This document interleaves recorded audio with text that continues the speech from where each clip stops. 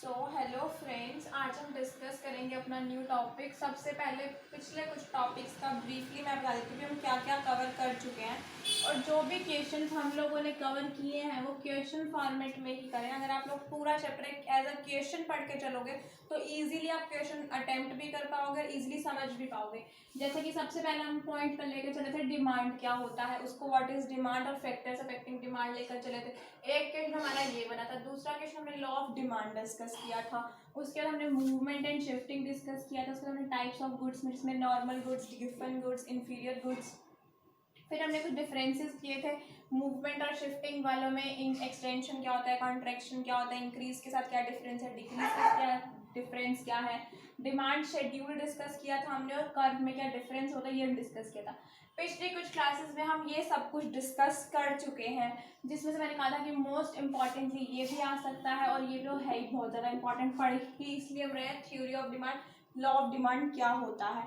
तो हम अगर एक ओवरव्यू लें तो उसमें हमने लॉ ऑफ डिमांड पढ़ा। लॉ ऑफ डिमांड में हम क्या कहकर चलते थे कि लॉ ऑफ डिमांड वो होता है when other things remaining constant, when price increases demand decreases is called a law of demand. हम इसको लॉ ऑफ डिमांड कहते थे, जहाँ पर अदर फैक्टर्स जो थे वो कांस्टेंट रहते थे और सिर्फ प्राइस अपना इम्पैक्ट डालता था डिमांड पे।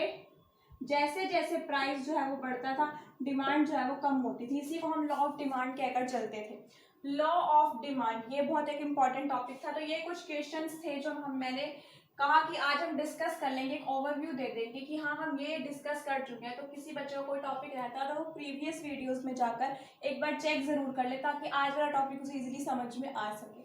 आज का टॉपिक हमारा कुछ लॉ ऑफ डिमांड से ही लिंक है, उसको हम डिस्कस करते हैं। आप पहले ये जो है एक बार नोट कर लीजिए, उसके बाद हम आज का टॉपिक जो है लॉ ऑफ डिमांड से जो रिलेटेड है वो डिस्कस करेंगे और इस वीडियो में हम लॉ ऑफ डिमांड का डिस्क्रिप्शन भी जरूर डाल देंगे। सो एक बार ये नोट कीजिए आप क्वेश्चंस। सो यस, ये क्वेश्चन आज हम डिस्कस करेंगे जो मेन पार्ट है इस वीडियो का कि डिमांड कर्व जो है वो नेगेटिव स्लोप क्यों है, वो हमेशा लेफ्ट टू राइट क्यों जाता है। लॉ ऑफ डिमांड हम बोल सकते हैं कि ये क्यों कहता है कि नेगेटिव रिलेशन है इन दोनों में।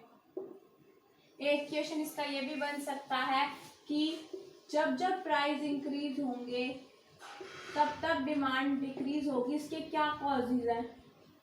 किसी भी टाइप से क्वेश्चन जो आपके पेपर में आ सकता है, क्वेश्चन आने के चांसेस बहुत ज़्यादा होते हैं। एक मोस्ट इम्पॉर्टेंट क्वेश्चन में से जो है एक होता है कि डिमांड कर्व नेगेटिव स्लोप क्यों होता है। नेगेटिव स्लोप का मतलब होपफुली सभी बच्चों को याद होगा कि नेगेटिव स्लोप का मतलब मैंने क्या बताया था। जब दो एरोज जो हैं,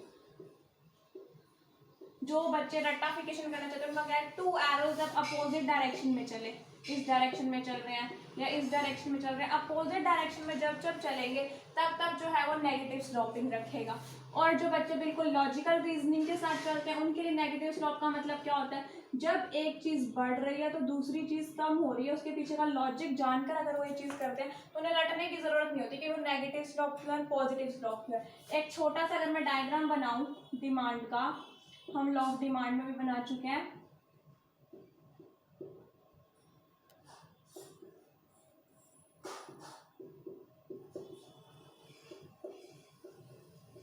क्वांटिटी डिमांड हमेशा एक्स एक्सिस पे होती है और प्राइस हमेशा वाई एक्सिस पे होता है। क्या हम जनरली टैबुलर फॉर्म क्या लेते थे, प्राइस इंक्रीज होता जाता था, डिमांड उसके अगेंस्ट में डिक्रीज होती जाती थी। तो अगर प्राइस 1 है तो डिमांड वो 5 रुपीज़ की 5 यूनिट्स की जो है वो करता था। इन यूनिट्स में होती है ये चीज़ और ये इन रुपीज़ में होती है। जब 2 हो जाता है तो वो वही चीज़ की जो है वो 4 क्वांटिटी की डिमांड करने लग जाता है। जब 3 हो जाता है तो वो 3 करने लग जाता है। जब 4 हो जाता है तो वो 2 करने लग जाता था। जब 5 हो जाता था वो 1 करने लग जाता था। और इसी पॉइंट को जब हम ऐसे इनके एंड पॉइंट्स को मिलाते चले जाते थे ना तो एक हमारा डिमांड कर्व जो है वो रेडी हो जाता था, जिसको हम बोलते थे एक नेगेटिव स्लोप है ये, और लेफ्ट टू राइट आ रहा है, इधर से इधर चला जा रहा है, इधर से इधर जाता जा रहा है, एक लेफ्ट टू राइट स्लोपिंग है। और दूसरी बात ये क्या है, नेगेटिव स्लोप है, नेगेटिव रिलेशन रखता है। तो आज हम डिस्कस करेंगे कि इसका लॉजिक क्या है, क्या क्या कॉजेज हैं जिसकी वजह से डिमांड कर्व जो है वो नेगेटिव स्लोप होता है, क्यों वो नेगेटिवली जो है मूव करता है, ऐसे क्या रीजंस है, ऐसे क्या कॉजेज है, हम वो डिस्कस करेंगे। इसके पीछे का लॉजिक आप लोगों को पता है, मैं डिस्कस कर चुकी हूँ इन ब्रीफ में, कि जब जब प्राइस किसी भी कॉमोडिटी की बढ़ती है तो उसकी क्वांटिटी डिमांडेड कम होती है। क्यों? प्राइस बढ़ गए तो उनकी परचेजिंग पावर उतनी नहीं रहती है, क्योंकि इनकम वही हम मान के चलते हैं, अदर फैक्टर्स कांस्टेंट है। जैसे कि अगर किसी प्राइस जो है कॉमोडिटी के पहले 10 थे, कभी भी लगा लो, अभी हम 1 डे का एग्जांपल लेते हैं कि आज उस प्राइस के हैं 10 रुपीज़ की है, जो वो 5 आ रही है क्वांटिटी डिमांडेड। अब उसी का प्राइस क्या हो गया 20 रुपीज़, लेकिन उसके पास इनकम वही 10 रुपीज़ ही है खर्च करने के लिए। इनकम तो कांस्टेंट रहने वाली है, हम पहले ही बोलते हैं इसमें कि अदर फैक्टर जो है वो कांस्टेंट रहेंगे, सिर्फ प्राइस मूव करेगा। तो जब इनकम कांस्टेंट रहने वाली है, वो 20 रुपीज़ की हो गई, लेकिन उसके खर्च करने के लिए तो सिर्फ 10 रुपीज़ ही है, उसकी परचेजिंग पावर तो 10 रुपीज़ ही है। डिमांड वाला फर्स्ट कॉन्सेप्ट याद करो, एबल टू परचेज, वो सिर्फ उसके पास 10 रुपीज़ ही है, वो जो एबल है इसको परचेज करने में। तो ऑफकोर्स की बात है ना, वो इसमें अब उसे वो 2 रुपीज़ पर की पड़ रही है, अब उसे ये लेने हैं 20 रुपीज़ की। अब कॉस्ट की बात है, वो 2.5 क्वांटिटी को जो है वो परचेज करना स्टार्ट कर देगा। क्वांटिटी उसने कम कर दी जैसे ही उसके प्राइजेस बढ़े। क्यों? क्योंकि उसका इनकम तो कांस्टेंट रही ना, अदर फैक्टर्स कांस्टेंट रहे, वो एबल ही नहीं था परचेज करने के लिए। और भी बहुत सारे कॉजेज होंगे जिसको आज हम डिटेल में डिस्कस करेंगे, ये आप वैसे नोट कर लीजिए, फिर हम इसके कॉजेज जो है वो डिस्कस करते हैं। तो हम लोग डिस्कस करेंगे डिमांड कर्व डाउनवर्ड स्लोपिंग क्यों होता है, उसके क्या क्या रीजंस होते हैं, जिस वे में आ सकता है वो मैंने अभी डिस्कस किया था, 2-3 जो भी टाइप्स होते हैं। वाई जो है डिमांड कर्व जो है वो डाउनवर्ड स्लोपिंग क्यों होता है। पहला पॉइंट है मैनी यूजेस।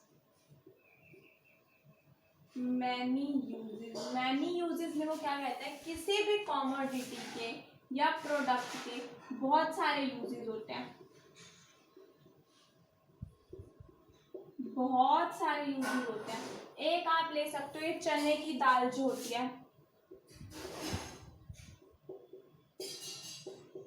ये हम लोग ह्यूमन बींग्स खाते भी हैं, और जो घोड़े होते हैं उनको भी खिलाई जाती है। ह्यूमन बींग्स भी खाते हैं और एनिमल्स भी खाते हैं, जिसमें हम पर्टिकुलर बोल रहे हैं हॉर्स, दोनों खाते हैं। ठीक है, अब आप लोग एक सिंपल से बात सुनो, पहले यही प्राइस जो थी और क्वांटिटी डिमांडेड 100 रुपीज़ kg थी, तो उस टाइम पे वो क्या करते थे 2 kg परचेज कर लेते थे, जिसमें से 1 kg ह्यूमन बींग को देते थे और 1 kg हॉर्स खा लेते थे। एक किसी भी आप घर का एग्जांपल ले लो जिनके घर हॉर्स हो, ठीक है। अब उसी कॉमोडिटी का जो प्राइस है ना वो 200 रुपीज़ kg हो गया, 200 रुपीज़ kg हो गया। अब वो सिर्फ 1 kg लेते हैं और वो उसमें सिर्फ ह्यूमन बींग्स खाते हैं, हॉर्स को वो कुछ और खा लेते हैं, इनके सब्सटीट्यूट्स भी बहुत होते हैं, जो एनिमल्स खा लेते हैं उनका पेट भर जाए तो वो उसको कुछ और खिला देते हैं, कोई इसका सब्सटीट्यूट जो होता है वो खिला देते हैं।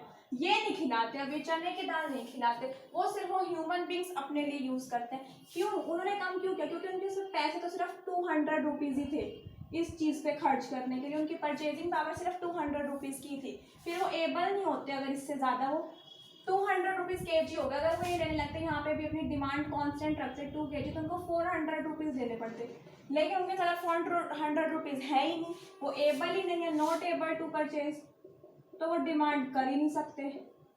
तो इस केस में वो क्या करते हैं, अपनी क्वांटिटी डिमांड उन्हें कम करनी पड़ती है, क्योंकि ह्यूमन बींग्स को तो खानी ही है, हॉर्स के लिए वो एक सेक्रीफाइस कर रहे हैं, उसको कुछ और सब्सटीट्यूट प्रोवाइड कर देंगे जिससे उसका पेट भर जाए। तो उन्होंने क्या किया, अपनी 2 से 1 कर दी, जैसे ही प्राइजेस जो है वो बढ़े, जैसे ही प्राइस बढ़े डिमांड उन्होंने कम कर दी। इस अकॉर्डिंग आप कर सकते हैं। दूसरा आप ले लीजिए, मिल्क का एग्जांपल ले लीजिए। मिल्क हम लोग ह्यूमन बींग्स भी यूज करते हैं, हम लोग एनिमल्स को भी जो है वो मिल्क देते हैं, मिल्क। अगर अब यही मिल्क जो है, जो बहुत सारी जो है क्वालिटीज में आता है, एक होता है जो जिसमें बहुत ही कम फैट होती है, एक थोड़ा ज़्यादा फैट वाला होता है, उस अकॉर्डिंग। तो अगर हमें एनिमल्स को देना हो तो हम सोचते हैं कि नॉर्मल वाला दे दे, ना ज़्यादा कम ना ज़्यादा महंगे वाला, और ह्यूमन बींग जो होता है वो फुल फैट वाला जो है वो प्रोवाइड करते हैं कि हाँ हमें ज़रूरत है, तो वो इस अकॉर्डिंग लेते हैं फुल, ठीक है।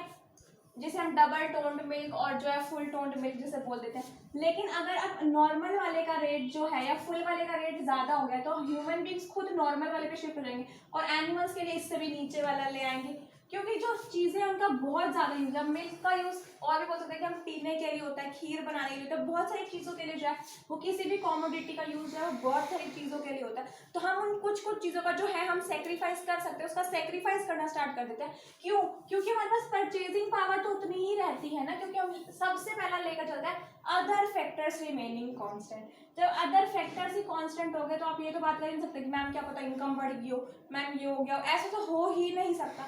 हम सिर्फ प्राइस का इम्पैक्ट देखते जा रहे हैं, सिर्फ प्राइस मूव करेगा और कुछ भी मूव नहीं करेगा, ये पहले से ही क्लैरिटी थी।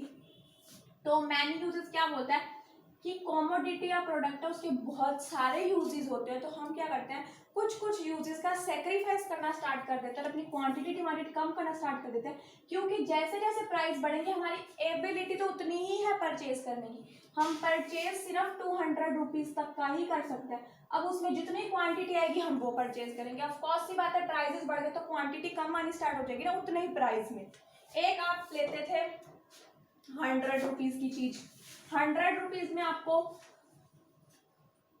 100 रुपीज़ में आपको वही जो है उस किसी भी कॉमोडिटी के 5 यूनिट्स मिल जाती थी, मतलब 20 रुपीज़ पर यूनिट मिलती थी, कह सकते हो आप। अब आपके पास क्या है 200, उसी का प्राइस क्या हो गया 200 रुपीज़ हो गए, तो आप 5 के 5 यूनिट्स थोड़ी परचेज करोगे, 2.5 यूनिट्स पे आ जाओगे ना, क्योंकि उसके प्राइसेस बढ़ चुके हैं। आप सिर्फ खर्च कितने करने वाले हो, सिर्फ 100 रुपीज़ ही खर्च करने वाले हो, इससे ज़्यादा आप खर्च ही नहीं करने वाले, 100 रुपीज़ ही खर्च करने वाले हो। 100 रुपीज़ अब खर्च करने के लिए अब 200 हो गया उसका प्राइस, पहले उसी में 5 यूनिट आते थे, अब उसमें कॉस्ट सी बात है ना हाफ हो जाएंगी उसी की, तो 2.5 यूनिट आने स्टार्ट हो जाएंगे, क्योंकि परचेजिंग पावर उसकी 100 ही, उसके जेब में सिर्फ 100 रुपीज़ ही है। अब उसमें जितनी क्वांटिटी आएगी वो उतनी परचेज करेगा, प्राइस बढ़ गया तो ऑफकोर्स की बात है कि क्वांटिटी कम होनी स्टार्ट हो जाएगी। तो मैनी यूजेस होप सो सभी बच्चों को क्लियर होगा कि मैनी यूजेस ये बोलता है कि जैसे जैसे जो कोई भी कॉमोडिटी या प्रोडक्ट है उसके यूजेस बहुत ज़्यादा होते हैं, तो जैसे किसी भी चीज़ के प्राइस बढ़ते हैं तो हम अपने यूजेस को जो है वो सेक्रीफाइस करना स्टार्ट कर देते हैं कि हम इसको सेक्रीफाइस कर सकते हैं, तो हम अपना इसको छोड़ देते हैं और जो मेन चीज़ है उस पर जो है हम अपनी ज़्यादा क्वांटिटी को जो है वो यूज़ करना स्टार्ट कर देते हैं, जिसके कारण से क्या होता है हमारे एरोज उल्टी डायरेक्शन में मूव करते हैं और जो डिमांड कर रहा है वो क्या बनने लग जाता है, डाउनवर्ड स्लोपिंग बनने लग जाती है। कैसे बनता है वो मैंने आप लोगों को अभी बताया कि कोई भी जैसे किसी में हम एग्जांपल जो स्टार्टिंग से लेते आ रहे हैं वही लेंगे, प्राइस है क्वांटिटी वाली, पहले प्राइस 1 था तो वो 5 यूनिट्स परचेज कर लेते थे उसकी क्वांटिटी वाली, जैसे ही 2 हुआ वो 4 परचेज करने लगे, जैसे ही 3 हुआ वो 3 परचेज करने लगे, जैसे ही 2 हुआ वो सॉरी प्राइसेस बढ़ रहे हैं, प्राइसेस जैसे ही 4 हुआ वो 2 परचेज करने लगे, जैसे ही प्राइसेस 5 हुआ क्वांटिटी डिमांडेड वो 1 करने लगे। तो जैसे जैसे प्राइस बढ़ रहा है क्वांटिटी डिमांडेड कम होती जा रही है, क्यों? मैनी यूजेस की वजह से, क्योंकि वो अपने यूजेस को जो है वो सेक्रीफाइस करना स्टार्ट कर देते हैं। सेक्रीफाइस क्यों करते हैं? क्योंकि उनके पास पैसा तो उतना ही रहेगा ना, जैसे हम मिल्क की बात कर रहे थे या हमने जो ये दाल की बात की थी,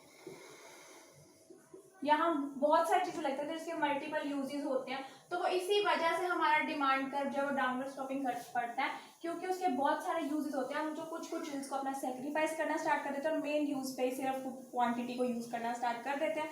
तो जब प्राइस बढ़ गया हम डिमांड अपनी कम कर देंगे क्वांटिटी की डिमांड लेस होते ही प्राइस तो बढ़ ही चुके हैं, क्वांटिटी की डिमांड लेस हो गई और प्राइस बढ़ चुके हैं, इधर से प्राइस बढ़े इधर से क्वांटिटी की डिमांड लेस हुई, तो ऑफकोर्स सी बात है वो डाउनवर्ड स्लोपिंग बनना स्टार्ट हो जाएगा कर्व आपका। डाउनवर्ड स्लोपिंग कैसे बनेगा वो मैंने आपको अभी बताया था कि वो लेफ्ट टू राइट जाने लग जाएगा, नेगेटिव रिलेशन रखने लग जाता है वो। जैसे जैसे प्राइस बढ़ेंगे क्वांटिटी डिमांडेड लेस हम क्यों कर रहे हैं? पहले जैसे हम चने की दाल की बात कर रहे थे, पहले हम वो हॉर्स के लिए भी डिमांड करते थे कि हाँ हॉर्स को भी चाहिए और ह्यूमन बींग्स को भी चाहिए जब वो सस्ती थी, लेकिन अब हम क्या करते हैं कि सिर्फ ह्यूमन बींग्स के लिए दे दो, जैसे उसके रेट बढ़े, हॉर्स के लिए नहीं। हॉर्स के लिए वो चीज़ क्या हो गई? मना हो गई, और ह्यूमन बींग्स के लिए वो चीज़ मना नहीं। ह्यूमन बींग्स उस चीज़ को कंज्यूम कर रहे हैं, लेकिन हॉर्स वाली डिमांड तो कम हो गई ना, तो प्राइस बढ़े डिमांड कम हुई तो ऑफकोर्स सी बात है वो डाउनवर्ड स्लोपिंग जाएगा ही जाएगा। ये आप नोट कीजिए, फिर हम नेक्स्ट जो इसका पॉइंट है वो डिस्कस करते हैं। हाँ, मैनी यूजेस हमने अभी डिस्कस किया क्या कि अगर डिमांड मैनी यूजेस में हम अगर इन ब्रीफ में मैं यहाँ लिख दूँ क्या हो जाता है मैनी यूजेस में, जैसे जैसे प्राइजेस बढ़ेंगे हम यूज़ को जो है वो कम करना स्टार्ट कर देंगे। पहले हॉर्सेस के लिए भी यूज़ करते थे, अब हम हॉर्सेस के लिए नहीं सिर्फ ह्यूमन बींग्स के लिए यूज़ करेंगे। यूज़ कम हुआ तो उसकी क्वांटिटी डिमांडेड भी कम होगी, जिसकी वजह से हमारा नेगेटिव जो है वो स्लोप बनना स्टार्ट हो जाएगा। दूसरा आप ये बोल सकते हैं कि जैसे ही प्राइजेस कम हुए, अगर हम मिल्क का एग्जांपल लें तो पहले हम सिर्फ पीने के लिए यूज़ करते थे, अब हम उसकी और चीज़ें भी घर पे जो है मिल्क से बनती हैं, खीर या कुछ भी एटसेट्रा आप ले सकते हो, वो भी बनाना स्टार्ट कर देंगे तो यूज़ ज़्यादा स्टार्ट हो जाएगा। यूज़ ज़्यादा स्टार्ट हुआ तो हम उसकी डिमांड ज़्यादा स्टार्ट करेंगे, क्योंकि पीने में तो हम उतना ही लेंगे ना, उसको खीर को बनाने के लिए हम और ज़्यादा डिमांड करने लग जाएंगे तो क्वांटिटी डिमांडेड बढ़ जाएगी, तो फिर भी वो क्या बनने लग जाएगा नेगेटिव स्लोप, क्योंकि प्राइजेस कम हुए तभी ये चीज़ होगी। अगर प्राइजेस बढ़ रहे हैं तो ये चीज़ होगी, तो भी नेगेटिव स्लोप होगा। तो ये ब्रीफली हो जाएगा। आप इसको एग्जांपल ले सकते हो, मिल्क का एग्जांपल ले सकते हो, और जो चने की दाल मैंने आपको हॉर्सेस के लिए बताया और ह्यूमन बींग्स के लिए बताया वो एग्जांपल ले सकते हो। दूसरा पॉइंट जो है इसका हम क्या करते हैं, न्यू कंज्यूमर्स। न्यू कंज्यूमर्स कैसे जो है वो इन्फेक्ट करते हैं। न्यू कंज्यूमर्स का मतलब क्या है, अगर किसी की परचेजिंग पावर 100 रुपीज़ की है, वो 100 रुपीज़ लगाना चाहता है, तो जैसे ही प्राइस पहले 100 है तो 10 कंज्यूमर परचेज करते हैं। आप लोग ले लो कोई भी कॉमोडिटी है, जैसे ही प्राइस 150 हो गए, अब सबके सब तो नहीं है कि 10 के 10 कंज्यूमर ही शिफ्ट हो जाएंगे। क्यों शिफ्ट क्यों नहीं होंगे, हो सकता है 8 हो सकता है 6 हो सकता है 9 हो, कितने भी हो सकते हैं। हम एजम्पशन लेते हैं कि वो 8 कंज्यूमर शिफ्ट हो गए, वो 2 कंज्यूमर शिफ्ट क्यों नहीं हुए, क्यों, क्योंकि उनकी परचेजिंग पावर सिर्फ 100 रुपीज़ तक की थी, इसके आगे उनकी परचेजिंग पावर उन्हें एबल नहीं करती कि वो डिमांड कर सके, उनके पास सिर्फ 100 रुपीज़ ही है जेब में। अगर वो चीज़ अब 150 की होगी तो वो कैसे परचेज कर सकते हैं, उसको परचेज नहीं करेंगे। अब पहले उसी चीज़ की क्वांटिटी जो डिमांड कर रहे थे वो 10 कंज्यूमर डिमांड करते थे, उसी चीज़ की क्वांटिटी 8 कंज्यूमर डिमांड कर रहे हैं, क्यों वो कम हो गए, क्यों, क्योंकि प्राइजेस बढ़ चुके। तो प्राइजेस बढ़े तो कोई कंज्यूमर है वो कम हो जाएंगे, कंज्यूमर्स लेस हो जाएंगे।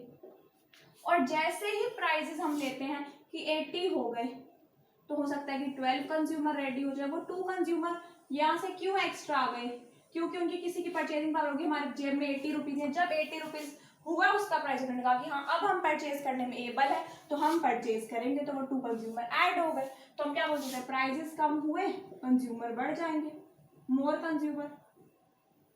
ये तो हो गई एग्जिस्टिंग कंज्यूमर्स की बात, जो मार्केट में एग्जिस्ट करते हैं। कई आते हैं न्यू कंज्यूमर्स। न्यू कंज्यूमर्स के में कोई न्यूली बॉर्न बेबी हुए तो उनकी जो है डिमांड अब स्टार्ट होगी, तो वो कैसे करते हैं, अगर किसी चीज़ का जैसे जैसे जो है कंज्यूमर्स प्राइस बढ़ रहे हैं, इंक्रीज हो रहे हैं, तो एग्जिस्टिंग कंज्यूमर तो परचेज कर रहे हैं लेकिन न्यू कंज्यूमर परचेज नहीं करेंगे। न्यू कंज्यूमर जो है मतलब बहुत ही लेस जो है इन्वॉल्वमेंट लेंगे और लेंगे, न्यू कंज्यूमर ज़्यादा जो है वो मूव नहीं करेंगे। हम ले सकते हैं एग्जिस्टिंग कंज्यूमर 10 थे और न्यू कंज्यूमर जो है वो सिर्फ 5 ही आ पाए, तो वो प्राइस बढ़ने से 15 कंज्यूमर हो गए उसके। लेकिन जैसे ही प्राइस कम हुए, एग्जिस्टिंग लगाओ कि 10 ही रहे, एग्जिस्टिंग को अभी हम नहीं छेड़ रहे, न्यू कंज्यूमर जैसे ही प्राइस कम हो लोग सोचेंगे हाँ इसके प्राइसेस कम होंगे, अब हमारी एबिलिटी है कि हम परचेज कर सकें, तो वो 10 और आ गए। तो जैसे ही प्राइसेस कम हुए 20 कंज्यूमर रेडी हो गए उस चीज़ को परचेज करने के लिए, और जैसे ही प्राइस बढ़े थे सिर्फ 5 कंज्यूमर रेडी हुए थे। तो आप एक ब्रीफली में अगर चाहे, इसको मैं रब कर देती हूँ, ब्रीफली लिख देती हूँ यहाँ पे दोनों चीज़ों का कि एग्जिस्टिंग में क्या होता है, न्यू कंज्यूमर्स के केस में क्या होता है।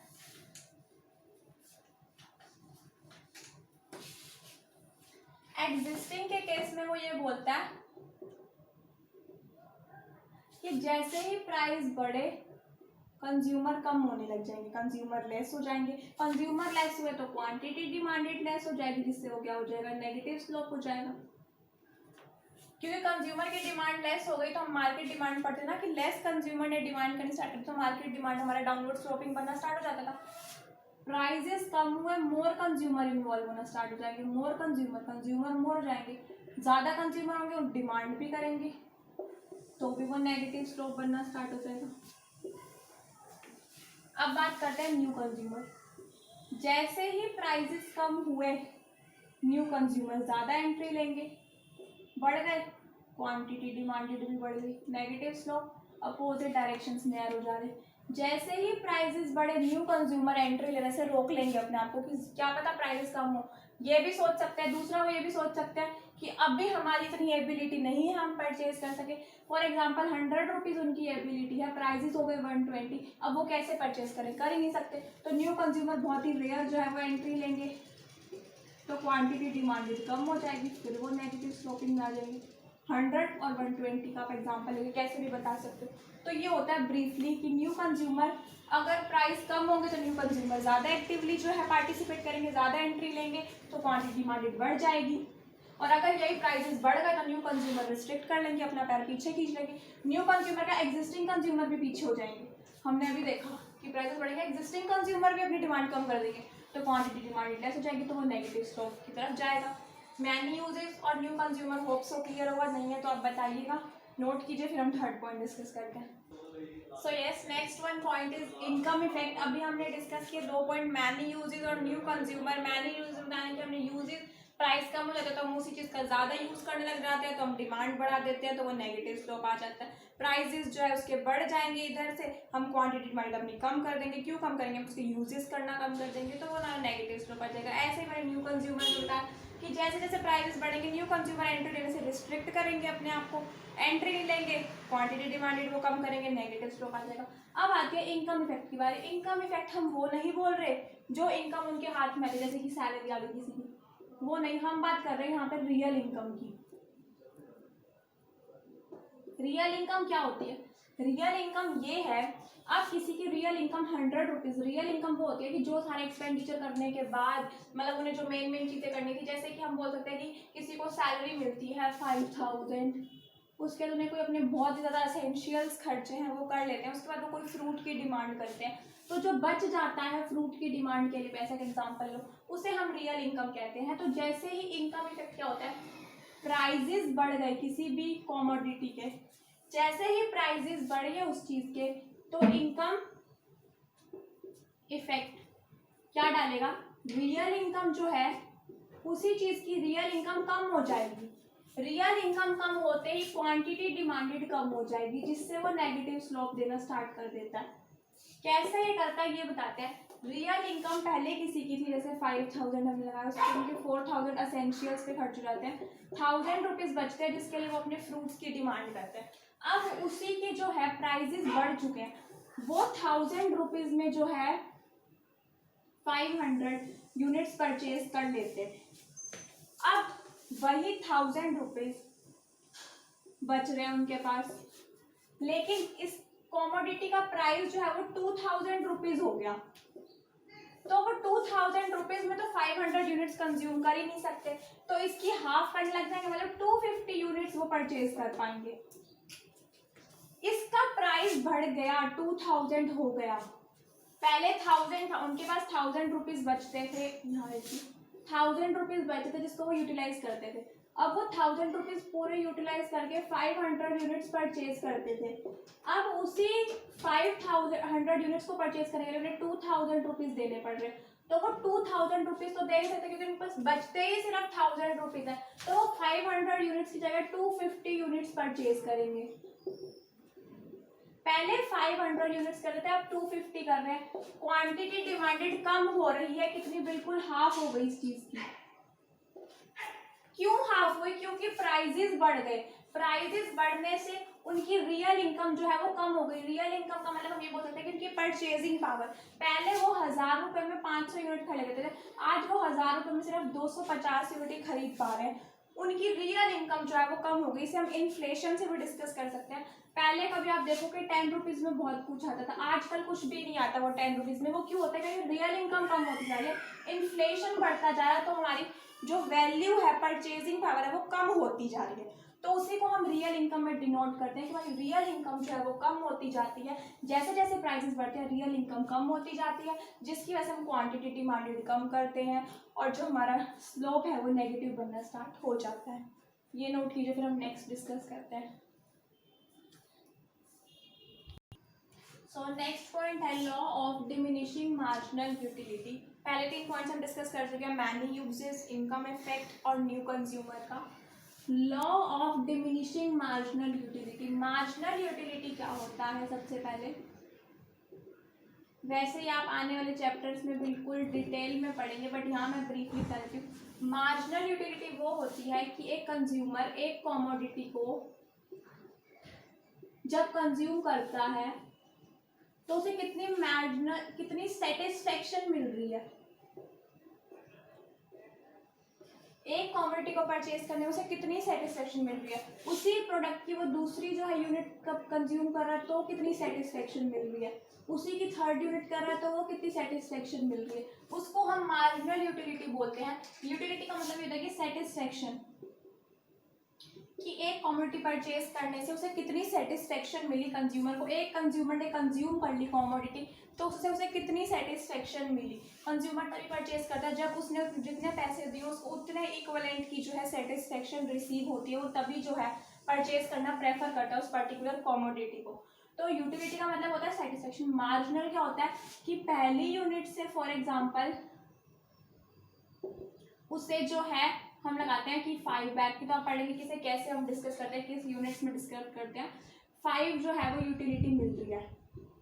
सेकेंड यूनिट उसी कमोडिटी की उसने परचेज किया तो वो 4 यूटिलिटी मिल रही है। तो मार्जिनल यूटिलिटी क्या हुई 1, गैप लेंगे 5 - 4 कि ये जो है ये क्या है 1 यूटिलिटी। ऐसे ही 3 यूनिट्स जब उसने कंज्यूम की तो इसकी यूटिलिटी क्या हो जाएगी 3 और कम होती चली जाएगी। ये 2 कम जो है यूटिल्स में जो है इसको हम डिस्कस करते हैं यूटिलिटी को, 2 यूटिल्स जो है वो कम हो गई। तो law of diminishing marginal utility यही कहता है जब कंज्यूमर पहली कमोडिटी कंज्यूम करता है तो उसे मैक्सिमम सेटिस्फेक्शन मिलती है, जब वो उसी प्रोडक्ट की दूसरी कमोडिटी पर कंज्यूम करता है तो उसे उससे थोड़ी कम कमोडिटी की जो है वो सेटिस्फेक्शन मिलती है, जब वो थर्ड यूनिट करता है तो उसे उससे कम यूटिलिटी मिलती है, फोर्थ में उसे उससे कम मिलती है। जब वो एक सैचुरेशन पॉइंट पर आ जाता है कि हाँ भाई इसके आगे जो है मेरे को वर्थ इट नहीं लग रहा कि मैं इतने पैसे दूं और मुझे उसकी इतनी सेटिस्फेक्शन मिलेगी, वो जो है वहाँ पर सैचुरेशन पॉइंट आ जाता है। तो उसके बाद वो ये कहता है कि मैं अब जब परचेज करूँगा जब प्राइस कम होंगे तभी मैं इसकी क्वांटिटी डिमांड अपनी ज़्यादा करूँगा। तो इस केस में वो नेगेटिव स्लोप जो है बनना स्टार्ट हो जाता है। तो law of diminishing marginal utility ये कहता है कि जैसे जैसे कंज्यूमर जो है वो कंजम्पशन करता है किसी भी कमोडिटी की पहली यूनिट की उसे मैक्सिमम सेटिस्फेक्शन मिलती है, जैसे जैसे उसकी एडिशनल यूनिट्स लेना पर स्टार्ट कर देता है उसकी जो यूटिलिटी है वो डिमिनिश होनी स्टार्ट हो जाती है, कम होनी स्टार्ट हो जाती है उसकी वो यूटिलिटी। वो कम होने की वजह से एक सैचुरेशन पॉइंट पर आके वो ये डिसीजन लेता है कि अब जब उस कमोडिटी के प्राइसेस कम होंगे मैं तब क्वांटिटी डिमांडेड अपनी ज़्यादा करूँगा, क्योंकि अगर मैं आज ये वाला प्राइस देता हूँ तो मुझे वो वर्थ इट नहीं लग रहा है, मुझे उतनी सेटिस्फेक्शन नहीं मिल रही। वो तब परचेज करता है जब प्राइस इक्वल्स टू सेटिस्फेक्शन होता है। उसे नहीं लगता कि वो ये कहता है कि अब प्राइस कम होंगे मेरे को तब लगेगा कि हाँ मेरे को सेटिस्फेक्शन उतनी मिलेगी, तब मैं अपनी क्वांटिटी डिमांडेड इंक्रीज करूँगा। इस केस में जो है हमारा जो लॉ ऑफ डिमांड है वो नेगेटिव स्लोपिंग जाना स्टार्ट होता है law of diminishing marginal utility की वजह से।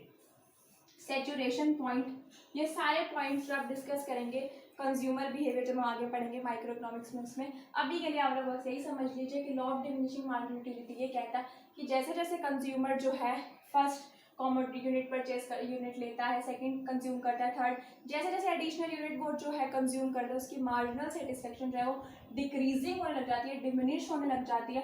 तो वो एक पॉइंट पर बोलता है कि अब जो है मुझे प्राइस देना वर्थ इट नहीं लग रहा है, मुझे इतनी सेटिस्फेक्शन नहीं मिल रही है जितना मैं प्राइस दे रहा हूँ, तो अब जब प्राइस कम होगा मैं तभी इस चीज़ की डिमांड करूँगा। तो वो डिमांड रोक देता है जिससे हमारी डिमांड की होती है कम हो जाती है, तो वो नेगेटिव स्लोपिंग बनना स्टार्ट हो जाता है। ये नोट कीजिए। फिर हम लास्ट पॉइंट डिस्कस करते हैं इस टॉपिक का। सो लास्ट पॉइंट है इस क्वेश्चन का सब्स्टिट्यूशन इफेक्ट। सब्स्टिट्यूशन इफेक्ट क्या बोलता था कि सब्स्टिट्यूशन का मतलब क्या होता था इन प्लेस ऑफ, कि एक की जगह पे आप दूसरे गुड को जो है वो यूज करते हो। जैसे हम एग्जांपल लेके चलते थे टी एंड कॉफी का, इसको आप लोगों को याद होगा। जैसे टी के प्राइस बढ़ते थे डिमांड कॉफी की बढ़ती थी, टी के प्राइस बढ़ते थे डिमांड कॉफी की बढ़ती थी, टी के प्राइस बढ़ते थे तो टी की डिमांड तो कम हो जाती थी ना। क्यों? क्योंकि लोग शिफ्ट हो जाते थे कॉफ़ी पे, तो जिसके प्राइस बढ़ रहे हैं उसकी डिमांड कम हो रही है, तो जब अपोजिट जाएंगे तो नेगेटिव स्लोप बनेगा या नहीं बनेगा। सब्स्टिट्यूशन इफेक्ट हम बहुत अच्छे से एक्सप्लेन कर चुके हैं, फैक्टर्स अफेक्टिंग में एज इट इज आपको वैसे एक्सप्लेन करना है यहाँ पे कि आप टी और कॉफी लेंगे, उसको डायग्रामेटिकली प्रेजेंट करेंगे कि टी का प्राइस बढ़ता है तो टी की डिमांड कम होती है और लोग शिफ्ट हो जाते हैं कॉफी पर, उनकी डिमांड कॉफी की इंक्रीज हो जाती है, जिसकी वजह से जिसका प्राइस बढ़ रहा है उसकी डिमांड कम हो जाती है, तो वो नेगेटिव स्लोप बनना स्टार्ट हो जाता है। सब्स्टिट्यूशन इफेक्ट भी एक बहुत इंपॉर्टेंट टाइप है, बहुत इंपॉर्टेंट फैक्टर है जो अफेक्ट करता है लॉ ऑफ डिमांड को कि वो नेगेटिव स्लोपिंग जाए। कैसे कि टी के प्राइसेस बढ़े तो टी की डिमांड तो कम हो जाएगी लेकिन कॉफी की डिमांड जो है वो बढ़ जाएगी। तो ये है हमारा सब्स्टिट्यूशन इफेक्ट। यही 5 पॉइंट्स हमने डिस्कस करे आज। मैनी यूजेस डिस्कस किया हमने, इनकम इफेक्ट डिस्कस किया हमने, सब्स्टिट्यूशन इफेक्ट डिस्कस किया, मार्जिनल यूटिलिटी का लॉ डिस्कस किया, डिमिनिशिंग, और हमने क्या डिस्कस किया, न्यू कंज्यूमर। ये 5 पॉइंट्स अगर आप लिख देते हो और वो डाउनवर्ड स्लोपिंग क्यों होता है एक्सप्लेन कर देते हैं तो मोर देन एनफ क्वेश्चन है।